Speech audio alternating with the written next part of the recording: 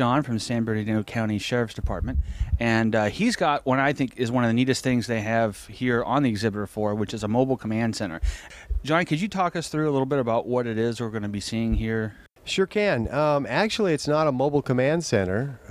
We've gone away from that. This is a mobile mapping unit, an MMU.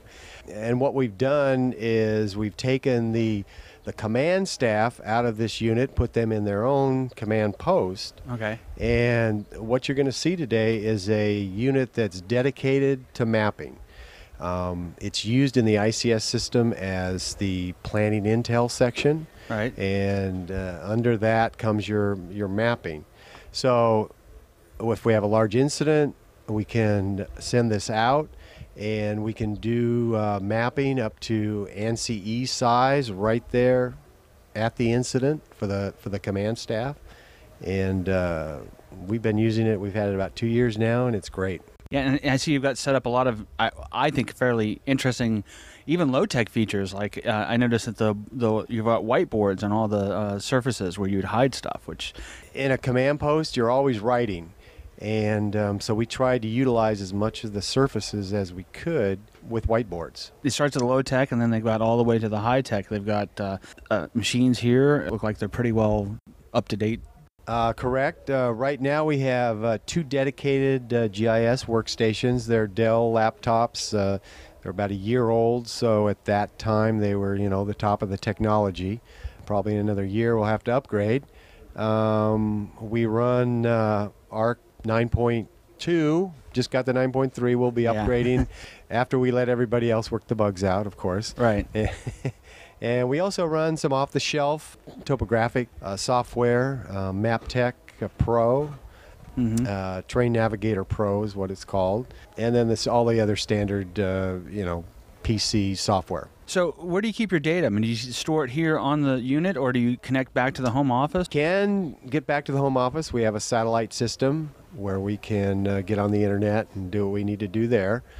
We also have a Wi-Fi system set up with an amplifier, so that some of the other commanders, like the fire department, if we give them a password, they can sit in their command vehicle and access through our satellite their data. But we do have on board right now, we have 1 terabyte of data storage. Wow. We're going to be doubling that within the next couple weeks. Yeah, hard drives are becoming cheaper every day. Oh, yeah. And then the last thing you should mention is the plotter, the printers. It looks like you've got a full printing production capability back there. Correct. We have I believe it's a HP 1055 plotter, and we do a lot of ANSI size E's for our morning briefings. Right. And we do a lot of 8.5:11 color laser prints. We have a multi-printer, which has the fax and the scanner and all that stuff on it. All the bells and whistles. Yeah.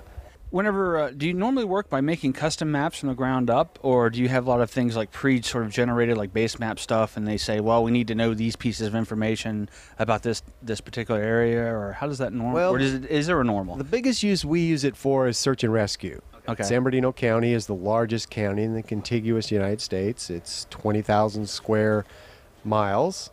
Wow. So we get a lot of people who come into our county and recreate and then get lost or injured. Right. So we average about 2 large-scale search and rescues a month. And, of course, the mapping is a key portion of that.